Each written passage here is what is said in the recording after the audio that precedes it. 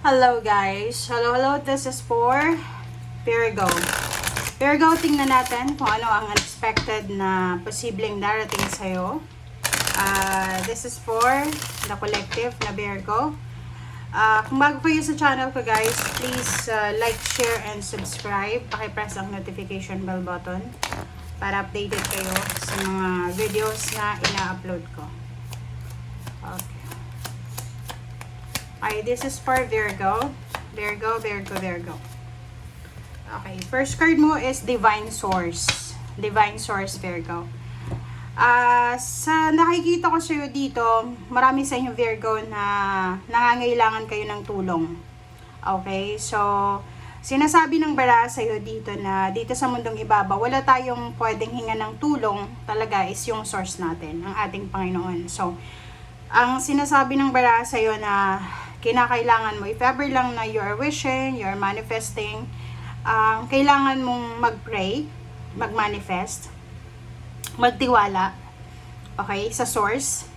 And yung mga plano mo sa buhay mo, current situation, future, whatever man yan, kailangan na i-surrender mo siya sa source. Okay? Kasi siya lang naman, kumbaga dumirekta ka na sa source kasi siya lang naman ang makakapagbigay sa'yo ng solution sa kung ano man na kailangan mo ng solution.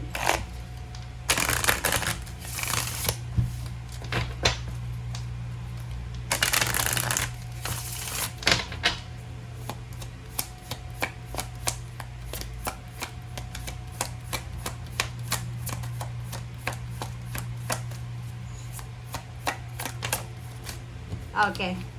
Next card natin is Kingfisher.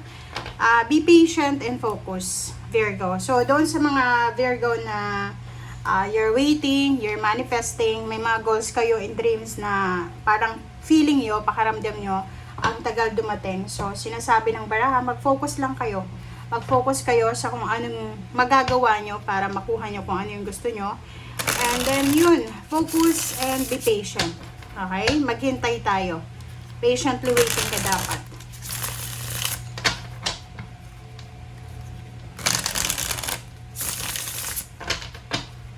Okay.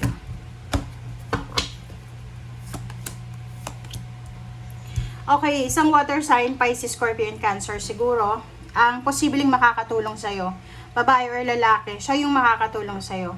Siya yung ipapadala ng the source, 'di ba? Kung sino ang makakatulong sa iyo. So, like for example, nasa 8 of Swords ka, may mga dito muna tayo Virgo sa emotional problems. Like for example, you're married.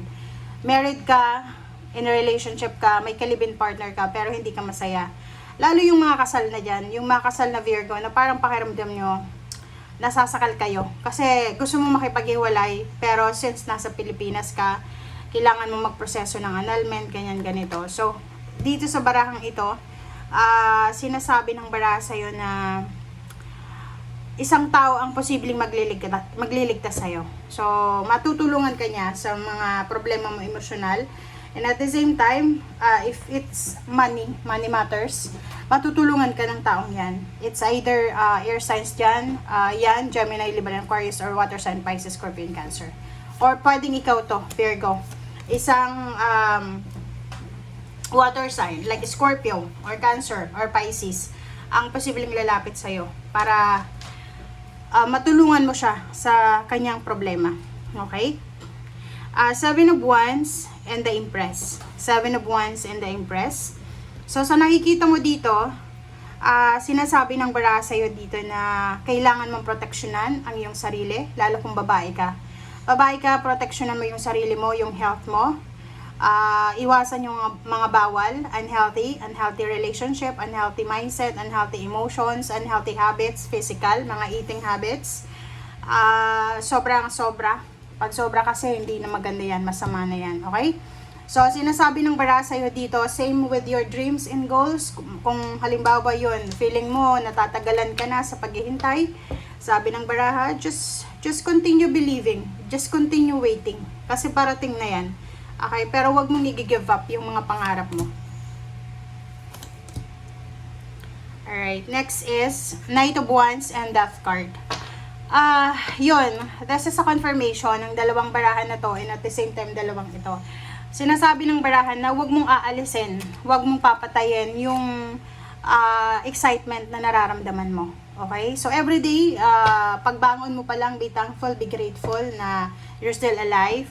And sinasabi ng bara sa'yo dito na yung Knight of Wands dito is excitement, motivation, inspiration. Huwag mong aalisin yan sa buhay mo. Everyday, pagkagising mo, maging inspired ka. Everyday, maging masaya. Isipin mo na everyday is a blessing na pwede kang magsimula ulit or pwede mong i-correct yung mga mistakes mo. Yun. So, meron ditong Virgo na you're waiting na makapagpatayo ng bahay, na magkaroon ng sarili mong bahay. You're waiting na magkaroon ka ng relationship or maikasal or makatagpo talaga ng taong mamahalin. So, sabi ng bara sa'yo dito, be patient.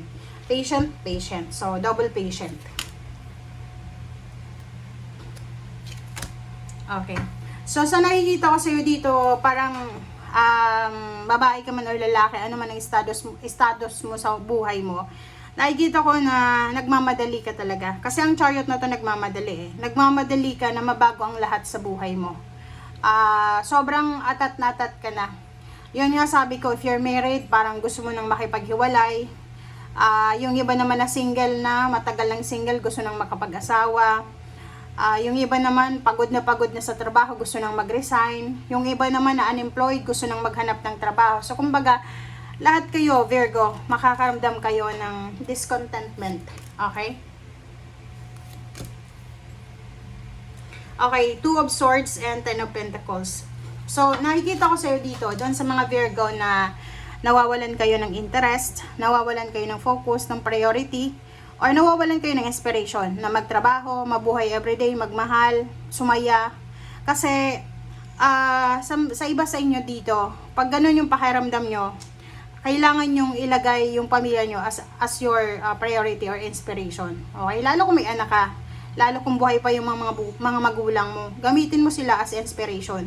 Halimbawa lang, hindi ka na-inspired sa asawa mo kasi may bisyo, ganyan, pasaway. May anak ka. So, gawin mo yung anak mo na inspiration. Huwag kang humanap ng ibang inspiration na karelasyon. Kasi hindi yun makatarungan. Parang naghahanap ka lang niya ng problema sa buhay mo. Buhay pa yung parents mo. Wala ka ng inspiration sa sarili mo kasi feeling mo wala nang nangyayari. Gawin mo yung parents mo as an inspiration. Okay? Ganun lang yun. Three of Swords and Nine of Swords. So, nakikita ko sa'yo dito. Maraming bagay sa buhay mo. Marami kang nararamdaman na confusion. Confused ka, hindi mo alam kung anong mangyayari. Yung feeling nyo dito, restricted kayo. Feeling nyo, hindi talaga, nasasaktan kayo. So, hindi ko alam kung ano yung kailangan mong gawin dito. Pero, ang sabi ng bara sa'yo, magtiwala ka daw, maghintay ka lang. Okay, so, thank you guys for watching. Bye!